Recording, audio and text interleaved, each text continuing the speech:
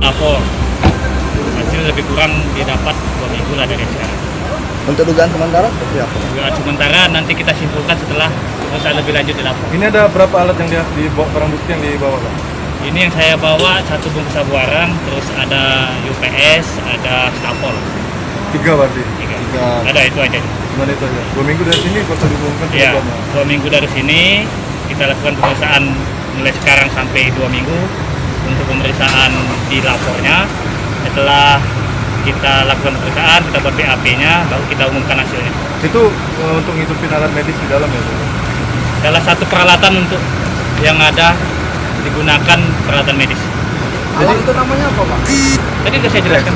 Gini Pak, apakah ada dugaan bahwasannya genset itu masih hidup ketika listrik PLN masih menyala? Kita menyalakan Itu nanti kita dalami lagi setelah ada pemeriksaan saksi dari pihak penyidik. Bapak dengan nama siapa Bapak, jabatan? Dengan Kompol Ari Hartawan, jabatan Kepala Subbidang Fisika Komputer Binlafor Polda Sulsel. Terima kasih Bapak.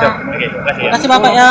Kita mendapat informasi dari masyarakat yang mana ada terjadi kebakaran di ruang kebidanan Rumah Sakit Siloam, yang pada saat di lapangan kita temui sudah padam apinya dikarenakan ada arus pendek dari sebelumnya ada pemadaman seluruh untuk Subaksel PLN, terus dari genset kembali ke PLN, jadi diperkirakan alat USG yang membutuhkan voltase yang besar sehingga membuat kabel-kabel lonyot dan memakan apa yang di sekitarnya. Demikian.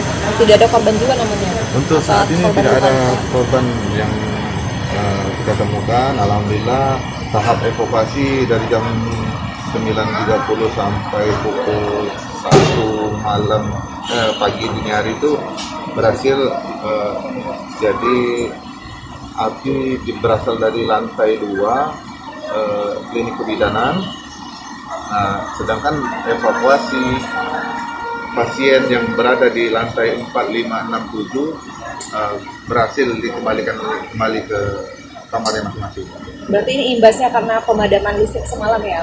Betul sekali. Jadi untuk sementara kita sambil menunggu hasil dari lapor cabang Palembang. Untuk sementara seperti itu. Jadi adanya korsleting listrik dari alat instrumen Rumah Sakit Siloam yang membutuhkan voltase besar. Jadi pada saat jeda waktu timbullah adanya arus pendek. Demikian. Pak, semalam katanya itu ruangan itu sudah nggak ada kegiatan lagi, Pak. Berarti itu masih berfungsi ya pada saat kejadian? Sesuai dengan informasi, ruangan tersebut memang baru 1 tahun. Baru 1 tahun dibuat oleh rumah sakit dan semuanya berfungsi, semuanya normal semua. Tapi pada saat kejadian tidak ada orang di dalam ruangan itu. Dikarenakan untuk kepastian ini kita belum tahu.